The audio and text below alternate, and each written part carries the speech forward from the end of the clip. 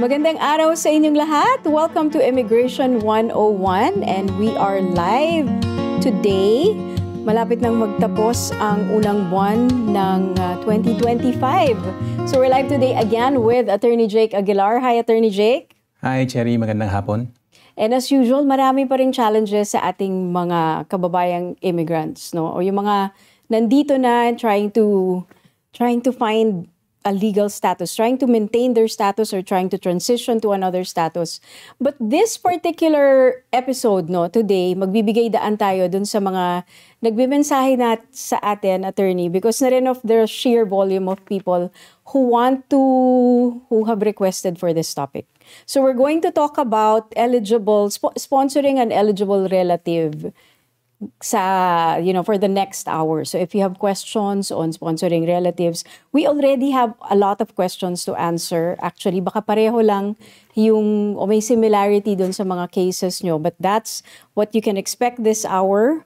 Meron din tayong konting update dun sa pinag-usapan natin last week. Attorney, you sent me a link na lumabas na yung mga tier 2 and 3 jobs, no? Apo. Na pwedeng mag-sponsor ng spouse. For open work permit. Tama po yun.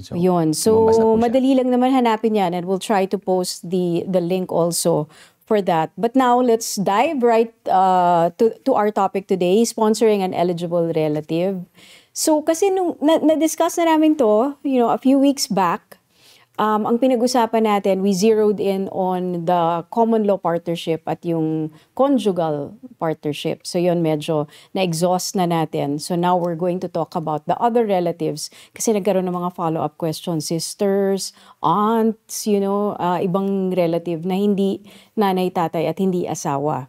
So, there are links, pero pag-usapan natin who can apply, who are eligible. Unang-una, who are eligible to sponsor. Badaanan natin ulit. So yan po, tama po si Cherry. May link naman po yan. So I would like to advise you din po na even if napanood nyo kami, go to the link din po kasi baka nagbago na siya, na-update na siya, lalo na kung hindi nyo kami pinapanood ng live, baka later on magbago na ito. So always check the links po. So basically lang din yung pwedeng mag-sponsor, dapat PR na siya. Or yun yung pinaka-basic. So PR pwede na, attorney, kahit hindi ka citizen? Exactly. Yun yung kagandahan doon. So pag naabot nyo na yung PR status, yun nga, para na rin kayong citizen nun. And by that, pwede na rin kayo mag-sponsor. Ibig sabihin, pwede kayong And hindi kailangan PR ka na, for example, for a year or 2 years. There's no... Wala pong... may exceptions, pero generally, wala. Exception yung sa mga spousal pagka kasi ikaw ini-sponsor ka rin nung asawa mo before. For 5 years, hindi ka pwede mag-sponsor. May mga ganong... if you're a sponsored PR, yes. If your PR came from a sponsorship, right, hindi ka rin pwede mag-sponsor for 5 years, mayroong sponsorship ban. Yes. Oh, okay. So that's definitely useful information.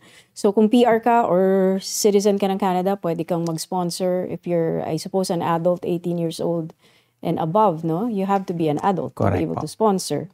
Mm-hmm. And basic lang po, ito dagdag natin ng konti.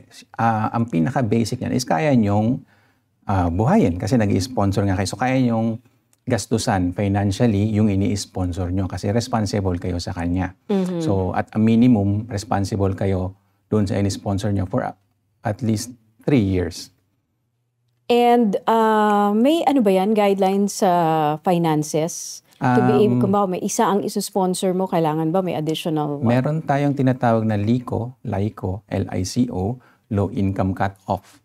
So meron datos yan, meron din website para dyan, posted by the Government of Canada, kung ano yung income na dapat meron ka if you are sponsoring this number of persons. So marami ding, medyo technical yon, so maraming bumabagsak dahil doon. Kulang kasi yung income nila. Depende sa dami nung ini-sponsor nila. So by the way, just to let you know, pag nag-sponsor kayo, package yun eh. So halimbawa lang, nag-asawa kayo ng isang tao na meron na siyang anak. At posible din na yung anak niya may anak din. Nangyayari yon. So lahat yon, package yon, lahat sila ini-sponsor mo, bali. Hindi lang yung asawa mo. And that's allowed? Allowed naman yon. So yun ang kagandahan doon, kabit-kabit siya. maganda and hindi maganda. Maganda kasi yun. Isa lang in-sponsor mo pero damay lahat ng mga dependents niya. Pati yung kung dependent niya, may dependent din. Damay yun. Magiging PR din yun. Hindi maganda in the sense na lalaki yung income na kailangan sa'yo. At kung hindi mo nga ma-meet yun, hindi mo sila may sponsor. Lahat sila. Package kasi yun eh. Yun. So just keep in mind that the more people you sponsor, of course, the more income you have to show na kaya yung panindigan at ibuhayin yung mga yon. Kasi the assumption is pagdating nila ng Canada, wala pa silang sariling trabaho. Tama. Of course, it's going to take time before they can carry their own expenses, no? So, yun ang isa sa mga titingnan. And according to attorney nga, maraming nade-deny because of the income. So, that's something na kailangan yung busisiin. Now, not everyone, not all PR or Canadian citizen can sponsor who are not eligible to sponsor a relative. So, may mga ano yan, kung halimbawang attorney halimbawa nakakulong. Well, ito naman talagang, kasi nasa batas, di ba? Of course. So, yung civil liberties ng tao nabawasan. So, parang punishment yon kasama nung punishment niya na hindi siya pwede mag-sponsor. And yung mga tingnan na lang po natin yung listahan. Yeah, I'm going to read off. It's in Canada.ca. Yung may mga nag-declare ng bankruptcy, for example, and hindi pa na di-discharge ang tawag doon. Kasi nga, kung makikita nyo yung listahan, ano naman siya, merong sense naman eh. Right. Those who have not paid alimony or child support. Ka pa, parang gano'n. Correct. Nag-declare ka ng bankruptcy and have not been released from it. You have received social assistance for reasons other than disability. Right. So, if you don't mind, Cherry, discuss natin ng konti yun kasi we get a lot of questions pagdating sa social assistance. So, ito yung, dito sa Ontario, merong Ontario Works ba na pagka walang-wala ka na at ikaw ay PR or citizen ng Canada at residente ka dito sa Ontario at walang-wala ka na. Dati may trabaho ka na, tanggal ka sa trabaho. So, umpisa kasi yung employment insurance muna yung sasalo sa'yo, di ba? Pero what if lagpas-lagpas na, hindi ka pa rin nakakuha ng trabaho, wala ka ng insurance. So, pwede kang humingi ng tulong sa Government of Ontario. Yun, Ontario Works. Yun ang social assistance na tinatawag. So, pag nangyari sa'yo yun, na humingi ka ng assistance from Ontario, it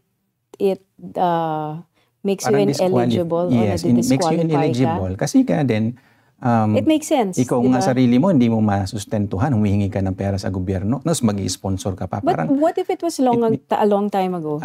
After naman nun, so hindi naman siya one time na if ever may history ka ng gano'n, hindi ka na po pwede. If you were able to get back on your feet again, mapatunayan mo na may trabaho ka na. So kung may trabaho ka na, nagtatrabaho ka na ulit, nakabalik ka na sa labor force, pwede na ulit. And then just to distinguish, so yung LICO na pinag-usapan natin kanina, again, low income cut-off, hindi naman siya applicable sa lahat. So kung ang ini-sponsor mo, yung asawa mo or dependent mo nga, like anak, hindi siya nagmamatter actually. Ang kailangan lang is kaya mo silang buhayin, kaya mong tustusan yung basic needs nila, pabahay, pagkain, at saka yung damit. So walang set amount yun. You just have to satisfy the officer na kaya mong tustusan yung mga basic needs nila. Okay. Pasadahan lang natin ng mabilis, no? If you also, these are other people who will not be eligible to sponsor a relative. Those who didn't pay back an immigration loan or made late or missed payments or sponsored another relative in the past and failed to meet sponsorship terms. You may also be ineligible if you were convicted of a violent crime, any offense against a relative or sexual offense, depending on the type of offense, how long ago it was, and whether a record suspension, formerly called a pardon, was issued. Other factors that are not listed there can also disqualify you from sponsoring a relative. So parang they had to put that, no, other factors. So that means it's not limited to that. Right. There could be other things that will disqualify you. So yun lang naman ang punto ron eh. It's very logical naman, attorney. Exactly. Itong mga, basta naiintindihan niyo yung logic bakit nila ginagawa yung mga batas na yun. Tama. So this one, basta kaya ninyong panindigan na masusuportahan nyo sila financially. Right. Okay. So, who can you sponsor? Ang pinaka obvious dyan, attorney, or yung pinaka main na sponsorship of a relative will be parents and children. Ano ba? Ito other relatives na ito, so actually lagpas na ito dun sa parents and dependents. So yung pinaka kasi malapit sa atin, yun yung priority. Of course yung asawa malapit sa atin. Parang tayo rin yun, parang yun nga kabiyak natin siya, di ba? So yun yung pinaka malapit sa atin. And then of course yung mga dependents nga kasi is of course responsible ka sa kanila legally and morally na suportahan sila. So by extension din, dapat sila yung unahin mo, dependents. And then, yung parents mo. Kasi parang, lalo na sa atin nga, sa Pilipinas, yung parents mo, you are supposed to support them din. So yun, sila yung priority. But, kung wala nga sila, wala kang ma-sponsor na wala kang asawa, wala kang anak, and let's say wala ka na ring parents, yun, pwede ka na mag-sponsor ng other relatives. And ang kagandahan dito, posible na i-sponsor mo yung beyond 18 years old na or beyond 22 pa nga. So wala na actually limit eh. So yun yung pinakamagandang part nito at marami din sigurong hindi nakakaalam na yun.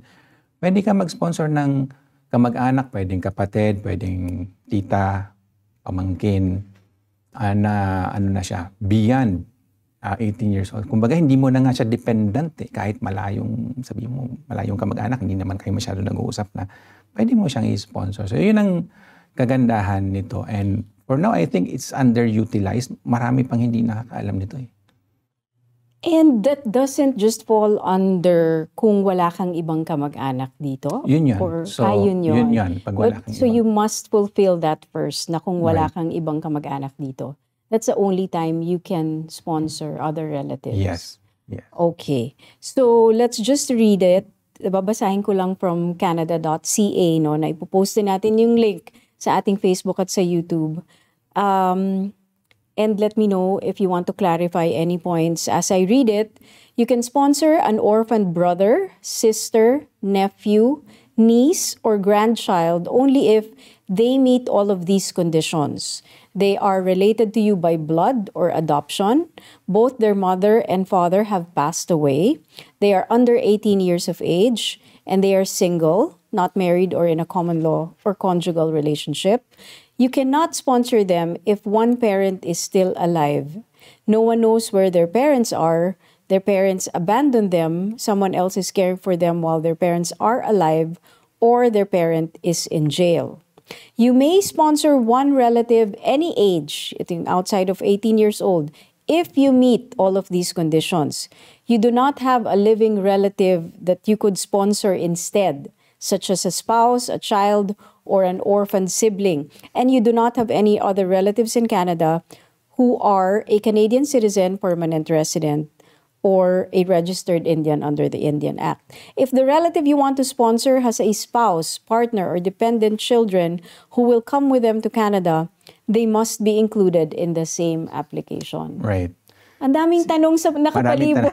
Kung may mga doon nagtatanong na sa atin. Pero yeah, yun ang magandang i-discuss dito. So yun po, outside of your spouse or dependents, pwede ka pa mag-sponsor ng orphaned brother, sister, ito nga, nephew, niece, or grandchild.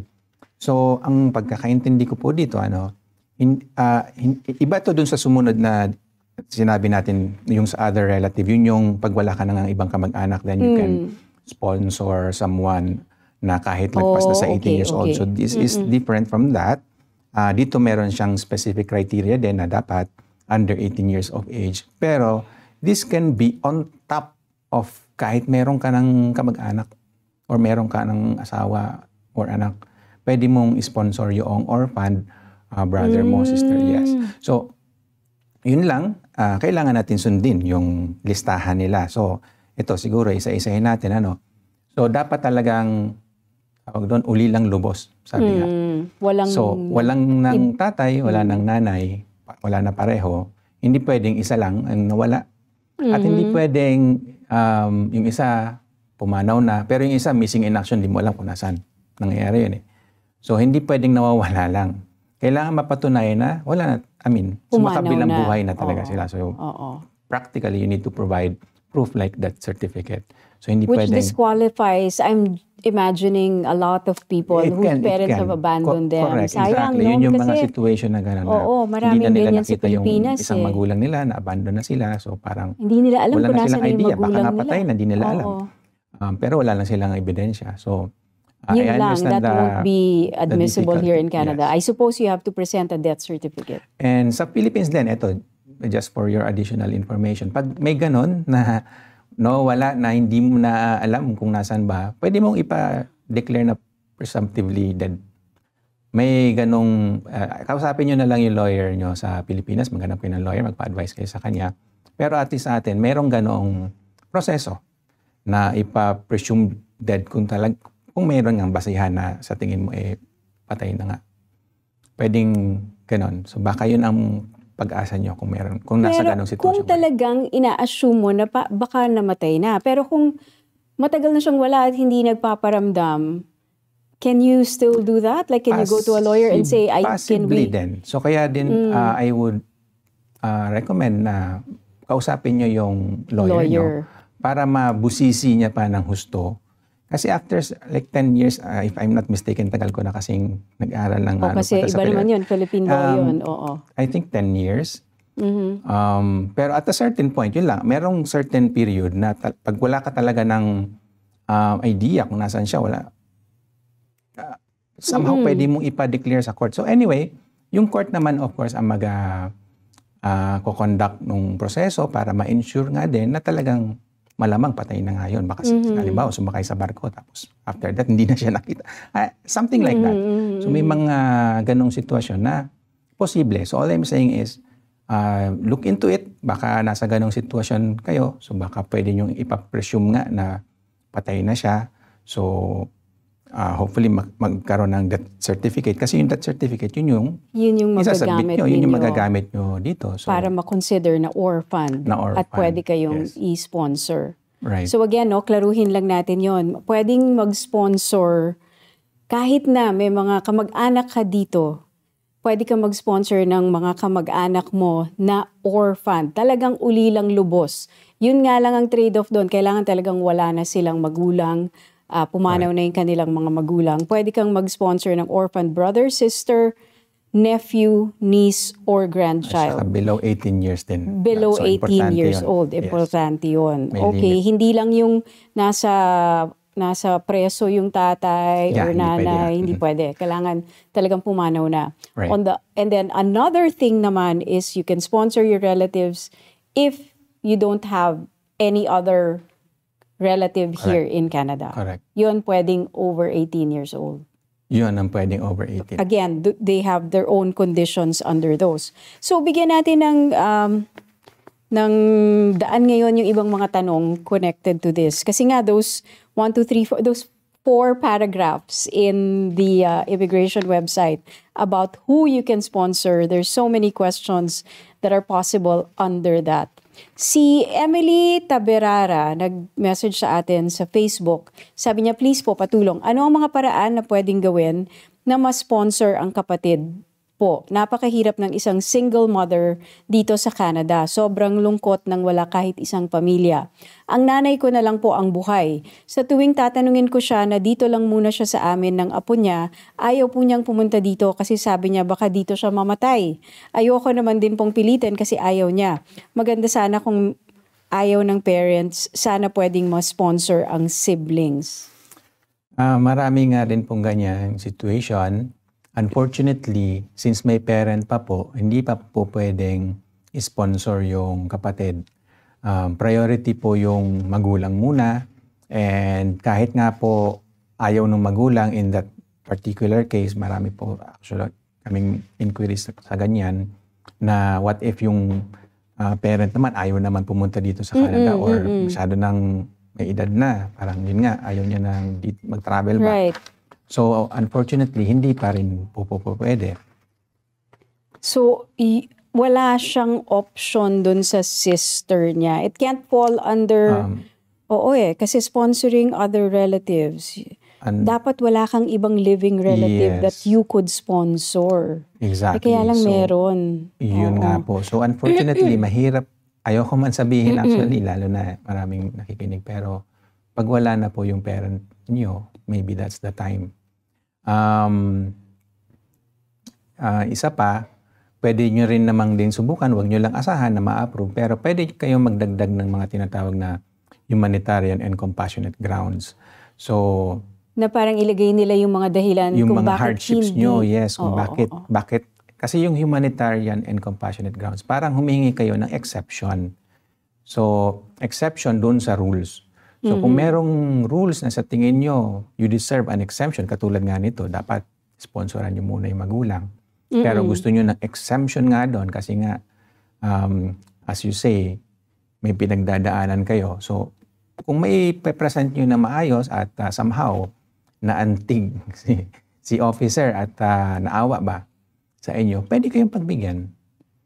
Oo, at saka pwede mo rin sigurong ilagay doon yung talagang mga dahilan na ayaw ng nanay mo. Yung mga ganon. Diba, So, case-to-case basis po ito. So, hindi guaranteed na never na ma-approvean. guaranteed. Case-to-case basis. Depende po sa kaso, depende sa sitwasyon. Depende rin po sa officer na magre-review. So, sabi nga nung isang colleague ko na lawyer din, na expert sa humanitarian compassion, pag napaiyak nyo daw yung officer, you have a good chance. Pero pag hindi siya naiyak sa kwento mo, wala. Medyo Nako, talaga namang madaling nakakaiyak ang maraming storya natin. So we don't even have to pick a lot of that, si hindi ba? officer. Pag nabasa niya yung sitwasyon niyo, pag naiyak siya, ayun, may pag-asa kayo. Halos lahat tayo may maalaala mo kaya episode ng ating mga buhay. Hindi kaya siya hindi magpo-fall under orphan brother sister. Kasi nga una hindi orphaned at pangalawa dapat less than 18 years old. Right. So hindi talaga. So, yes. Unless siguro pwedeng mag-visitor yung kanyang kapatid. Siyempre mas mahirap na rin ngayon. Tama din. Hinigpitan na rin nila ang visitor visa pero ginagawa yan ng ibang mga Filipinos dito sa Canada. Ginagawa nila. Definitely, yeah. May kausap tayo sa sa podcast kahapon na isang bagong punta dito. They have a young family and nagpapalitan yung mother niya at saka yung mother-in-law niya nagpapalitan ng punta dito para mag-alaga ng bata. Yun lang, of course, another challenge altogether to get a visitor visa for your sister. Right. But that's an option. That's diba? an option. Yun nga lang. Tama yun. Hindi siya makakatrabaho and dito. Ito na lang din, pangdagdag na lang din. So kung halimbawa na-aprubahan yung sister for visit visa at madalas nga siyang pumupunta dito, that actually improves her her chances of becoming PR. So part yon, isang factor yon para mabigyan sila ng exemption nga doon sa rule. Kasi meron na siyang ties dito sa Canada ba. So kung pabalik-balik na siya dito at tumutulong nga siya doon sa, malamang, I assume citizen na po yung nagtanong sa atin, ano? So kung nakakatulong siya sa isang citizen ng Canada, ibig sabihin she's doing something good. So mas malaki din ang chance na i-aprubahan siya at bigyan siya ng exemption later. So that's another factor to consider. Pwede rin ba attorney siyang mag-caregiving pathway? Oo naman. So by the way, sa March daw, la-launch yung caregiver pathway. March 31, 2025, yun po ang, I think, latest news din. So yung mga nag-aabang po dito sa caregiver pathway, malapit na po siyang mag-open. So may date na po na in-announce. So pwede rin ang kamag-anak dyan, di ba? Pwedeng in these instances, kailangan mo ng kasamang mag-alaga sa anak mo because you're a single parent. Pwede po. So walang prohibition na yung mag-aalaga kamag-anak mo, kapatid mo. So yun, abangan mo yun because the sponsorship does not look like the route for you right now. No? Yeah. Si Emily. Okay. Si Alexis Alingig, also from Facebook, sabi niya, how about sponsoran ang girlfriend ko, ang girlfriend ng sister ko? Girlfriend na sister. Para makavisit dito, pwede ba? Sponsoran ang girlfriend ko ng sister ko. Kung visit? Yung girlfriend niya, sponsoran ng sister niya para makavisit dito, pwede po ba? So ang mag-i-sponsor yung sister niya. Okay. Yung girlfriend niya ang susponsoran. Okay, pwede naman din yun. Ang importante, may Namimiss na nag-sponsor. ni Alexis ang kanyang girlfriend. Gusto niyang sponsoran ng sister niya para makapunta ng Canada to be a visitor. Kumbaga, hindi ka mag-anak yung susponsoran niya. Is Okay that lang yan. okay? Yeah, that's okay. Ang importante may nag-i-sponsor.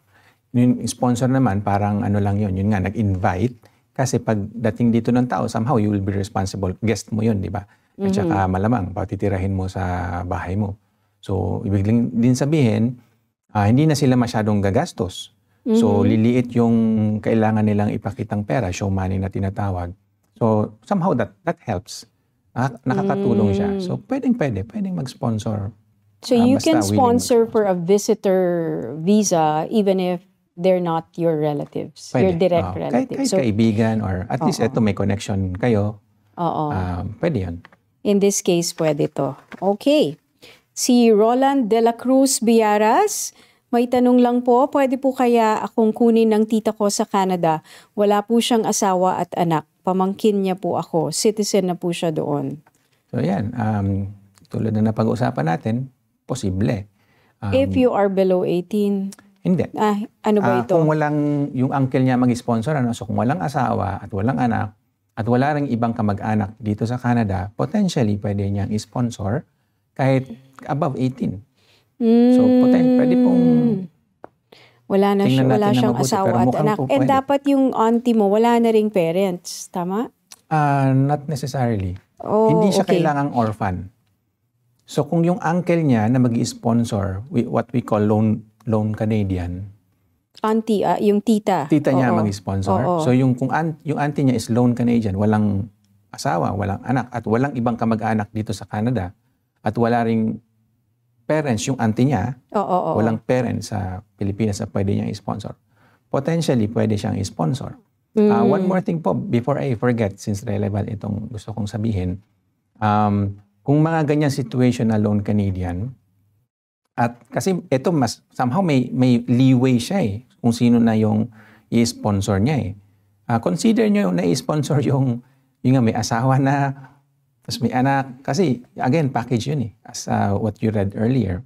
Mas marami kayong magiging PR ba? Mas marami kang matutulungan na maging PR. I mean, just and consider. Isang application yun. Isang application lang yun. Package so, deal siya. So, lahat mapasama sila. ng asawa tsaka yung mga anak. And kung yung anak nga, may anak din.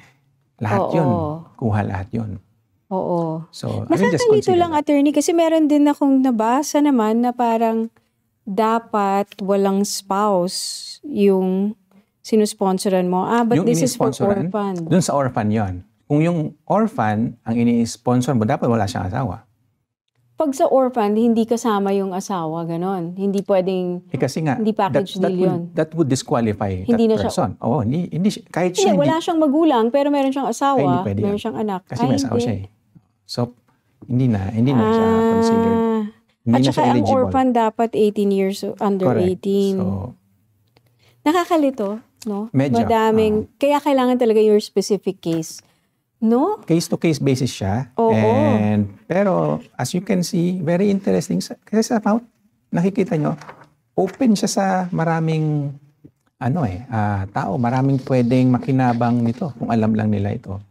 Maraming pwedeng makinabang sa rule na ito. Oo, maraming lang pasikot-sikot and there would be times that you have to get professional advice kasi mahirap magkamali sa ganito. Right. But even when you seek professional advice, it is very much advisable na alam nyo rin at iniintindi nyo rin at hindi nyo pinapaubaya dun lang sa professional Of yung course. magiging kalagayan ng ano nyo. You go in there with full knowledge na Correct. okay, this is for a professional assessment. Pero alam nyo rin dapat na nangyayari. Tama po yan. So you should, especially ito, Canadian mentality. I think hindi ito masyadong ginagawa din sa Pilipinas. Sa Pilipinas kasi, para bang buong tiwala mo, bigay mo doon sa abogado mo. Parang ganon. Dito, wag kang ganon. Parang, you should always be responsible for yourself. Yun ang parang rule. Unwritten rule, sabihin na natin ganon. Based sa pagkakaalam ko sa kultura ng Canada, you should always be responsible for yourself kahit na nag-hire ka ng lawyer or doctor or whatever, any profession. Ikaw pa rin ang responsible sa sarili mong application. Hindi mo pwedeng ituro yung lawyer ko gumawa niya. Ikaw pa rin. Dapat alam mo kung ano nakalagay doon. Tsaka, kasi ikaw nag-aprubahan nun eh. Ikaw nag-approve bago siya isinubmit. Inaprubahan mo naman yan, di ba? Dapat pinakita sa'yo at ni-review mo at inapprove mo. So, hindi mo pwede sabihin, wala akong alam siya, yung lawyer ko kausapin niya. Hindi pwede ganon. They'll still hold you accountable. That is not an excuse. So, you are always accountable. So, yun lang yung medyo natutunan ko dito over the years na you can never pass on that responsibility. It's always your responsibility. Especially, application mo yun eh. Hindi naman yun para dun sa lawyer mo eh. Sarili mo yung application eh. So, yung lawyer mo parang nag-advise lang yun. Tinulungan ka, pero hanggang dun lang siya. Yung full responsibility ng application eh. Kaya kung may mali dun, misdeclaration mo yun. Ikaw yung mababan ng like 5 years na pag-usapan natin one time yung mga ban about misdeclaration. So yun lang. Kaya po maging maingat kayo. Tama po yung sabi ni Sherry, intindihin nyo yung sitwasyon, bakit ganito, bakit ganyan yung ina-advise sa inyo. Kasi at the end of the day, you would be responsible for your own application. Yun. Kaya minsan, pag naintindihan nyo na fully, malalaman nyo, kayang-kaya ko to, then you can assess eh. You can assess if you can do DIY or do it yourself. Kasi parang, ganito lang pala to, silipin ko. Tapos at minsan sa proseso makikita mo, sandali, pag nagkamali ako dito, mukhang delikado. Tanong muna ako sa eksperto. Tanong ako sa isang lehitimong, either lawyer or immigration consultant. You're still responsible for your own cases, no? Basahin natin ngayon, attorney, yung mga nag-message sa atin sa YouTube. We have a suke, si Wild. And si Dana Katrina Lim. Tingnan natin ha. Sabi ni Wild, I'm applying PR via non-EE. When getting an NBI clearance, should the address be here in Canada or should it be from the Philippines? Also, do I need police clearance here in Canada? Nag-a-apply siya ng PR via non-EE. Okay, so yung sa NBI clearance po, yung address nyo dito, yung ilagay nyo kasi yun yung current address nyo. And yung sa police clearance dito sa Canada, depende po yan. Check nyo po yung sa checklist. Kung walang nakalagay doon, pwede naman pong hindi isama yon. So, ang kailangan pong malaman ng Government of Canada bago kayo i-aprubahan bilang permanent resident, po. So wala kayong kinumit na crime that would render you inadmissible. So yun po yung gustong malaman ng officer dyan. Kung wala kayong kinumit na crime that would render you criminally inadmissible. Yun lang naman po yun. So both in the Philippines and here in potentially Canada? Po, para lang ma-prove nyo na wala nga kayong kinumit na crime. So yung police certificate nyo dapat clear siya. Walang record na meron kayong kinumit. Paano ang police clearance dito sa Canada, attorney? Hindi ko pa kasi na-encounter yan eh. In the Philippines, NBI clearance yan. Minsan merong sa local police pwede kang kumuha, sa barangay. Dito, how does that work? Sa dalawa pong level yon, so meron tayong provincial, yung Ontario, like dito sa Ontario, meron tayong provincial police. And then meron din pong federal yung RCMP. So you get a clearance from both? From the provincial? Check nyo po yung checklist. Hindi ko na depende siya kung ano yung na-review recently. Doon. Pero Okay. yun lang naman po. So check nyo yung checklist. Pag nandun, then yun ang kailangan nyo i-provide. Si Dana Katrina Lim, I'm on study permit. Common law na po kami ng Canadian citizen partner ko. Can he already sponsor me for family class PR? Meron siyang case sa RCMP more than 18 years ago na. So, naka-study permit siya. Common law na sila ng kanyang Canadian partner. Pwede na ba daw Hindi siyang ko alam sponsor? kung ano yung case na yon na more than 18 years That ago is na. the big Pero question since, mark. What since is the matagal case? na siya, kung ano man yon, I think pwede naman na siyang ma-resolve. Kasi gano'n naman It's ang been Canada that long, no? Somehow ang Canada, very, as you can see, open siya, liberal yung pag-iisip ng Canada. So, And ang nanonotice natin sa Canadian law, there's a period that they ban you. right. Pero parang wala naman yata Pero walang more forever. than 8. Oo. At So saka yung 18 18 years years, sounds like it's too long. potentially- Depending pa rin yata on the Tama din. violation. Pero depende sa violation. Pero it seems na pwede siyang ma-resolve. So kung ano man yun. So again, hindi natin alam kung ano man yung case na yon. Pero because of the length na 18 years, potentially pwede siyang ma-resolve. And I hope you know what that case is because you also want to get to know what you're getting into. Exactly. As kung papakasalan mo to, Yeah. hindi ba? That might be the mother in me talking. Alamin mo yung naging violation ng Right. iyong partner. Non-violent It's naman daw. non-violent po, possession ng weed. 18 Okay. years ago. 18 years ago. So, legal I na think ngayon ang weed Exactly. Legal na ngayon eh. Okay. So yeah, it potentially looks maano siya. but it will still be ma-overcome na. advisable to declare it. Definitely. Diba? So kung, di ba may mga tanong doon, have you been Oo. charged, ganyan? Sagutin mo yes. Kasi Sagutin mo na-charge ka eh. yes. So, Huwag and mong then you have to sagutin ang explain no. ano nangyari Oo. doon sa kaso na yun. Although minsan may mga tanong din, have you been, halimbawa, charged with any offense in the last 10 years? Minsan may gano'n eh. Di no na ang sagot. At Kasi saka, 18 years one ago. more thing, yung mga criminal inadmissibility kasi, applicable yan dun sa ini-sponsor, hindi yun sa sponsor. So, baka nga ito, wala siyang bearing na. Oo. Ang So, kanina pinag-usapan natin, yung mga violent crimes lang, yun ang nagdi-disqualify sa sponsor. So, sa sinusponsor, meron din yung nagsusponsor, di ba? Yung parang hindi yun ka nga, yung dapat. violent crimes yun. So, kung ang Oo, nag-sponsor, may commit na violent crime before, Oo. that would make that sponsor ineligible Right, to sponsor, especially Right. spouse. Kung nanakit na siya ng spouse before, tapos mag-sponsor siya ng spouse somehow, Oo. may blacklist problema na tayo siya, doon. oo. Pero kung yung sa ini-sponsor, siya yung tinitingnan nga natin kung merong siyang mga criminal violation. Not the sponsor.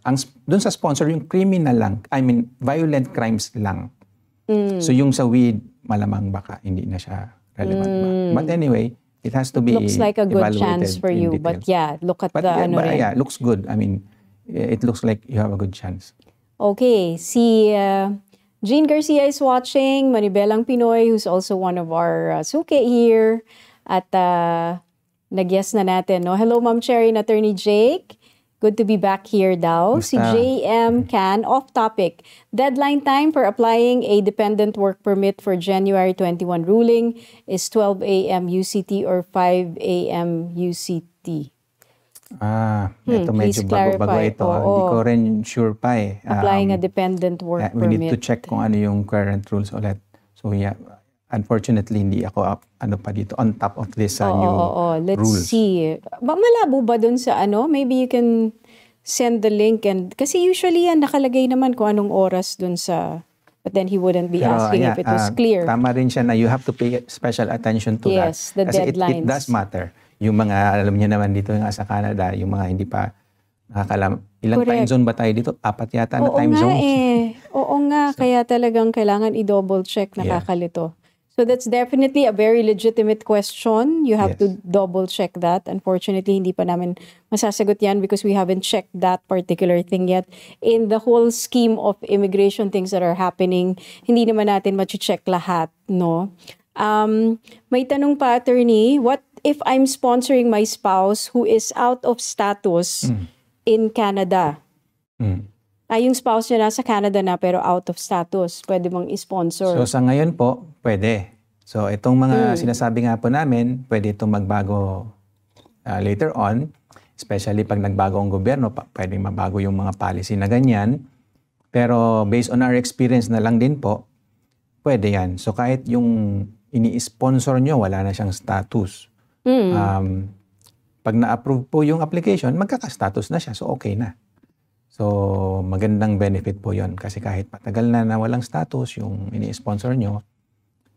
Kaya nga parang, I'm not here to recommend anything about yung personal relationships, pero kung wala kang status, tapos nagkaroon ka ng special someone, common law partner, or kinasal kayo, baka yun yung ticket nyo para maging PR or ma-restore yung status nyo. So, hindi yon automatic na i-deny because walang status yung... You have to declare it na walang status. You have to declare na walang status and then you just have to fulfill kasi i-question nila yan. Pinakasalan mo lang ba to dahil walang status? So doon pupunta naman yan. So huwag kayong mag-alala kung scrutinize kayo ng officer kasi part ng trabaho niya yun. Oo, dahil yun kasi nga walang status. So hindi natin matatanggal yung duda na o baka naman gusto mo lang magka-status. Di ba nga, ito pinag-usapan natin sa mga ibang episodes. pag nag-sponsor tayo ng ganyan, kailangan yung ipatunayan na genuine nga yung relationship. At it's not for immigration purpose only. So yun ang lagi natin isipin, dapat genuine yung relationship.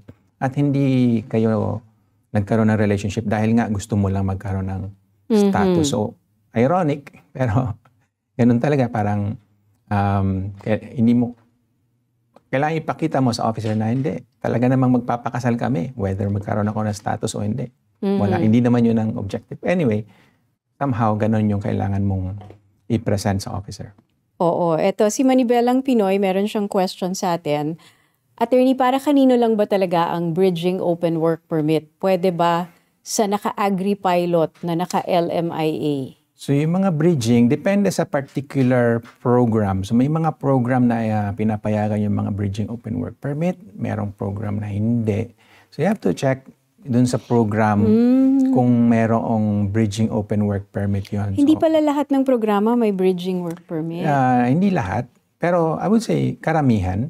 Oo. Kasi nga din, ang goal naman nun, para wala nga pong magkaroon ng disruption doon sa trabaho. Siyempre, ayaw naman din ng gobyerno na magkaroon ng walang nakikinabang doon eh. Pag para sa'yo, mawalan ka ng trabaho, ayaw naman ng gobyerno doon. Para doon sa employer mo, siyempre yung gobyerno, ayaw niya nang mawalan ng trabahador yung employer mo. So, ano yun eh. I mean, it's good for everyone. So, kaya nga rin may bridging open work permit. But of course, kailangan merong legislation, may rules para doon. So, hindi siya default na merong bridging open work. So he has to check dito sa agri-pilot kung Tama po yan. merong So I would bridging open work permit yan. refer to the legislation, dun sa rules. Check nyo kung ina-allow ba yung bridging open work permit doon sa program na yon. Okay, what if I'm sponsoring my conjugal partner who is in the US without status? So yan din, we get that sometimes, mga ganyang klaseng kaso. Ganon din siya. So hindi kasi requirement. So yan, medyo binasa na natin kanina. Ano ba mga requirements na sino bang pwedeng So wala, hindi kailangan na yung ini-sponsor mo May status. malinis yung record like sa immigration. So hindi, wala namang ganon eh. So kahit yung ini-sponsor mo nasa, let's say nga US, at wala rin siyang status doon, pwede yun. So yun yung kagandahan nun. Yun, dati siyang walang status, TNT. Ngayon magkaka-status siya dito sa Canada. Maganda. So yeah, pwede yun. Magkakaroon siya ng status dito sa Canada. Isa siya sa mga naapektuhan ng immigration. Ganyan, lalo na. Yeah, ngayon si Trump, ang warning niya is administration. ipapadeport nga daw yung mga, di ba, walang status doon. Oo. So magiging aggressive sila. Maybe this is your chance na i-consider yung mga ganoon. So kung meron kayong conjugal, sabi natin, partner na nasa Amerika, walang status, pag-isipan nyo at baka pwede nyo siyang sponsoran. If my fiancé and I can't get married in Canada because she does not have a Canadian visa, or in the Philippines because my divorce is not recognized, can we get married somewhere else like in Hong Kong or in Japan? Yeah. Naku, maraming nagtatanong nito. Marami Attorney. actually. Meron pang Italy, meron Correct. pang kung So, nasan sila. Very common actually siya na situation. Special case siya, medyo complex, but for us Filipinos, medyo usual siya. It's not uncommon. Yeah. So, liwanagan lang natin yung sitwasyon. So, magkahiwalay sila. Na, yung isa nasa Pilipinas, yung ini-sponsor definitely nasa Pilipinas. Tapos yung sponsor, of course, nandito sa Canada. And yung nasa Pilipinas, wala nga siyang visa. Kasi nga, hindi ma-approve. Mahirap na kumuha ng visa, di ba? So, let's say, gusto nila magsama. Kasi pag nagsama sila, mas madali na eh. Or kung magpakasal sila, mas madali na din. Kaso nga, let's say, hindi sila makapagpakasal sa Canada kasi hindi nga siya makapunta dito. And sa Pilipinas naman din, hindi rin pwede kasi halimbawa lang in that particular case, sabihin natin yung sponsor, Filipino siya, citizen ng Canada, pero Filipino, dual citizen, sabihin natin ganun. Or another complication, kung pa-divorce siya, Filipino pa siya. Hindi marirecognize sa Philippines yung divorce niya. That's the bottom line. Kung hindi siya, yung divorce niya, hindi recognize sa Pilipinas, hindi rin siya pwedeng ikasal sa Pilipinas. So, di ba, yun yung impediment na tinatawag natin. So, anyway, ang tanong, pwede ba sila magpakasal sa iba pang bansa let's say Japan or Hong Kong, kung ina-allow sila magpakasal doon, pwede ba yun? Yes, ang sagot dyan, pwede yun. So pag nakasal sila doon, another caveat, hindi siya recognized of course again sa Pilipinas, ano? Posibleng hindi siya recognized doon. Pero ang goal mo naman sa Canada nga di ba? So kung sa Canada, recognize siya, di pwede mo siyang i-sponsor as So pag ginasal spouse. sila sa Hong Kong or sa Japan or somewhere outside of Canada, marirecognize yun sa Canada. Yes. So likely ma-recognize yun kasi valid naman sa Hong Kong or valid naman sa Japan or wherever. Nabanggit mo Italy. Kung valid sa Italy, malamang i-consider yun ng Canada. Valid din dito yun. So ang status nyo is married spouse. So pwede i-sponsor as married spouse. So ang kagandahan nun compared dun sa common law or conjugal, wala na tayong 12 months na hinihintay. Kasi yung pag common law nga, kailangan yung relationship nyo na yon dapat 12 months or more. Same thing sa conjugal. So yun ang magiging advantage niya. May advantage kasi wala nang hindi kailangan maghintay ng 12 months. Oo. So yun pala yung workaround doon. Kung hindi mo madadala dito sa Canada dahil hindi siya makakuha ng visa, you can get married somewhere near the Philippines like Hong Kong. Right. And if that is recognized, you don't have to wait for the 12 months. Right.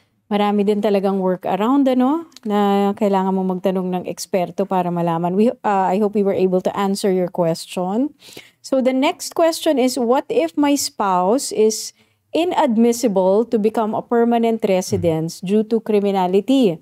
What will happen to my pending application for PR?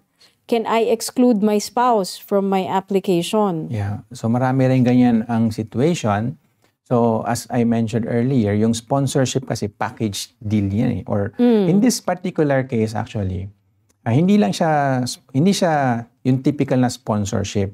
Siya mismo, hindi pa siya PR So yun yung Correct. particular case na yan.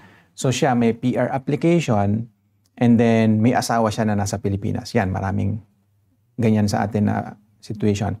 So, halimbawa lang,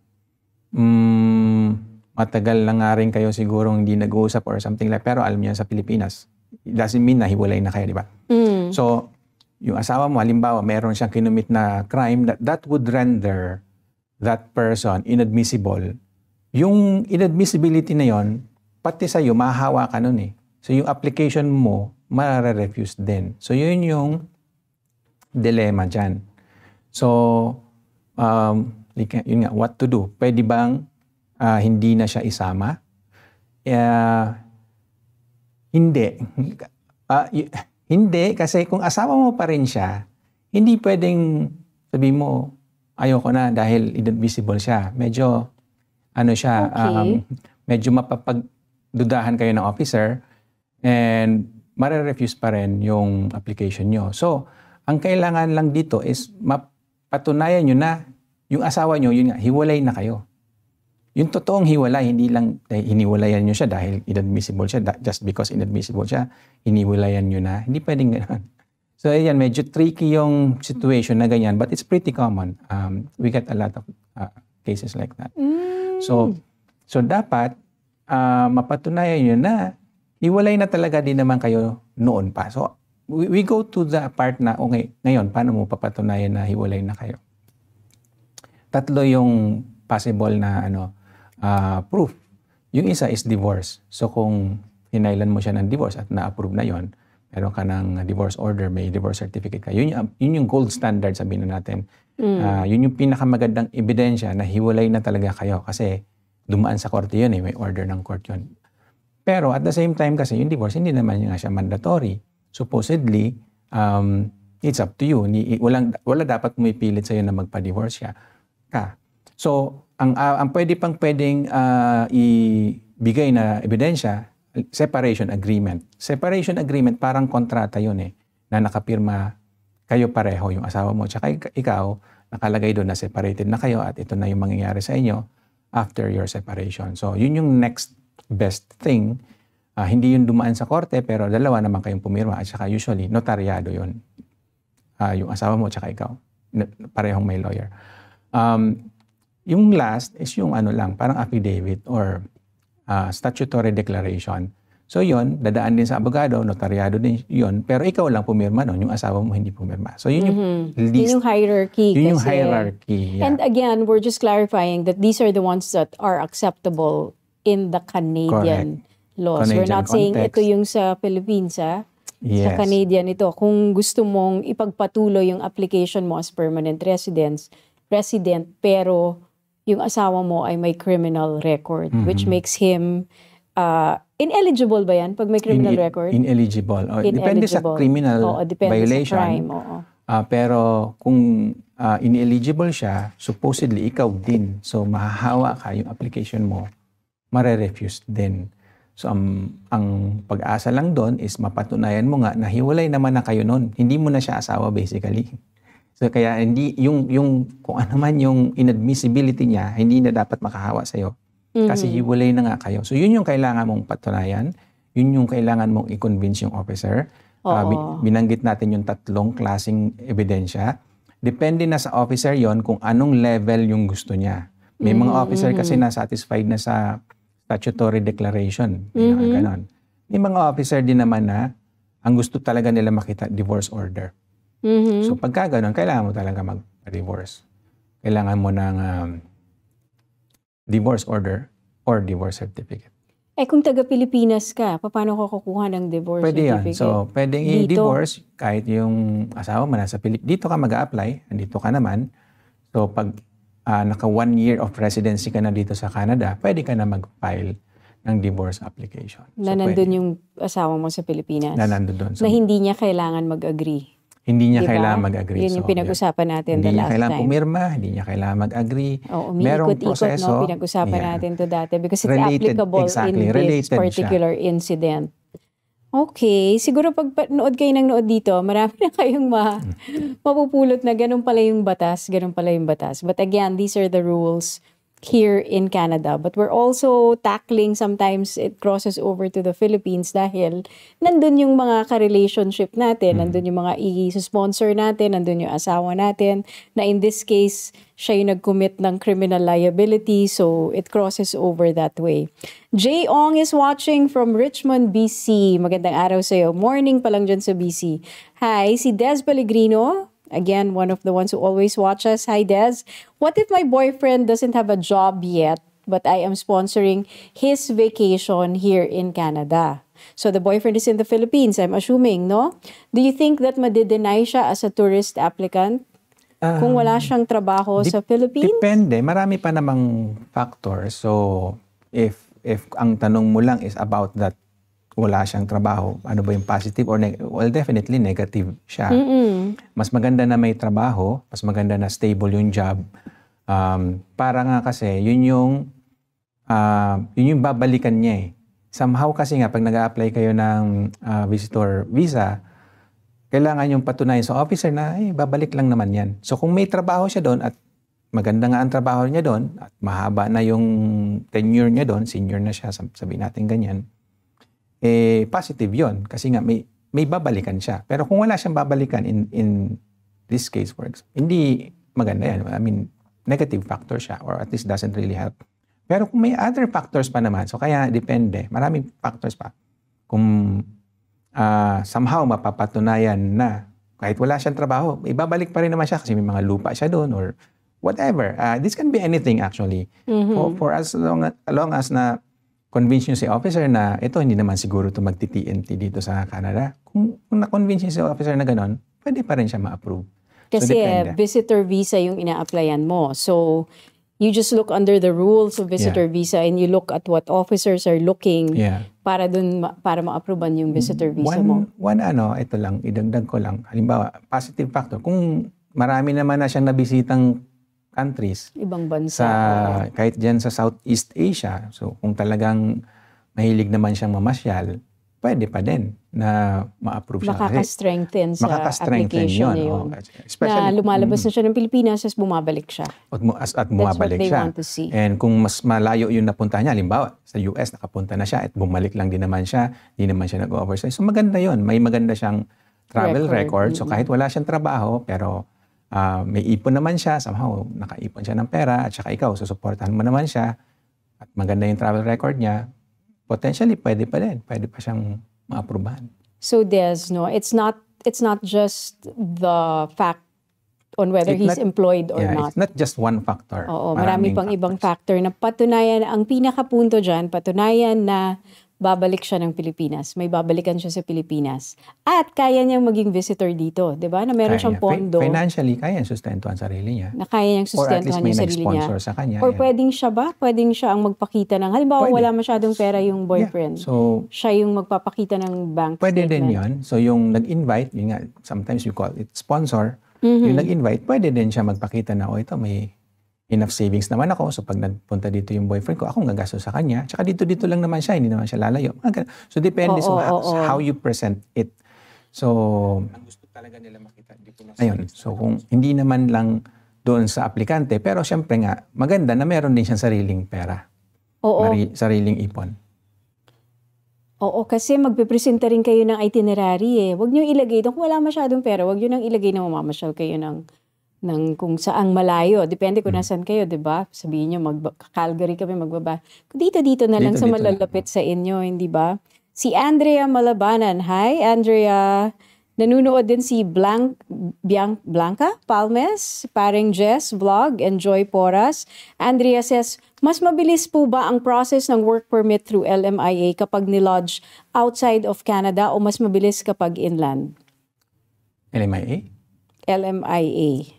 Application for LMIA o yung work permit? Work permit, sorry. Process ng work permit through LMIA. Is it faster inland or pag nasa labas ng Canada? Depende po kasi nga yan dun sa tinatawag na processing center. So, potentially lang, mas mabilis dun kung sa Pilipinas kasi malaki yung processing center natin dun eh. Pero yan, I haven't checked yung processing times. Pero ang nagmamatter dyan, sino ba ang magpa-process nun? At gaano ba ka-busy yung office na yon? Gaano ba karami yung backlog nila, for example. So, pero meron din talagang mga processes na mas mabilis from the Philippines. Yes. Not just Canadian. I noticed, pag kukuha ka ng US visa, halimbawa hindi ka pa Canadian passport, kukuha ka ng US visa, visitor visa, B1, B2, kung galing ka dito sa Canada, attorney, it takes 3 years to get an appointment. Really? In the Philippines, it takes 2 months. I see. So, yun lang din po yung pagkakaalam natin. Yun nga, yung sa Pilipinas, major processing center po tayo doon. But depende na nga lang din kung gaano ka-busy. So, minsan kahit malaking processing center, kung marami naman din silang pinaprocess. Right. So, ganun din. So, but so far nga po, at least from what we see lately, mas mabilis yung processing doon sa atin sa Pilipinas. Okay. And dito sa Canada, there's a way to check the processing times for work permit. Hindi naman nakalagay doon kung LMIA based or ano. Basta work permit yeah. Nakalagay. But baka meron din ganun na sa Philippines. Tingnan na lang natin para ma-compare natin, no? At saka tama po yan. And one more thing, ano lang yon, parang reference lang or guide. Maraming factors din yung nakaka-apekto na hindi na natin nakikita doon. So, tawag lang nila doon is average processing time. Pero ito yung joke nga po natin. Depende yan sa officer din talaga. Paano kung sakitin yung officer na nag-handle nun? Nag-handle ng papel mo. Di tatagal. So, I mean, depende sa maraming bagay. And one of that is yung officer mismo na nag-handle.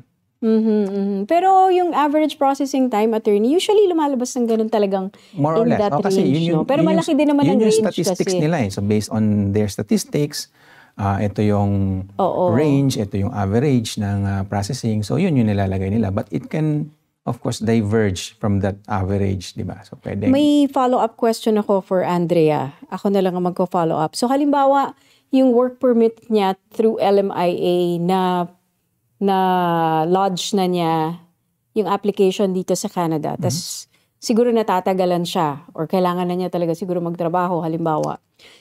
Pwede ba siya mag-lodge ng similar in the Philippines just to see which one will be processed? Depende kasi kung nasaan earlier? ka nasaan yung applicante. So kung dito ka mag-apply. So ganun siya. Hindi ka pwede mag-apply sa Pilipinas kung wala ka naman dun. Ganun ba yun, attorney? Hindi mo pwedeng i-apply doon kung nandito ka.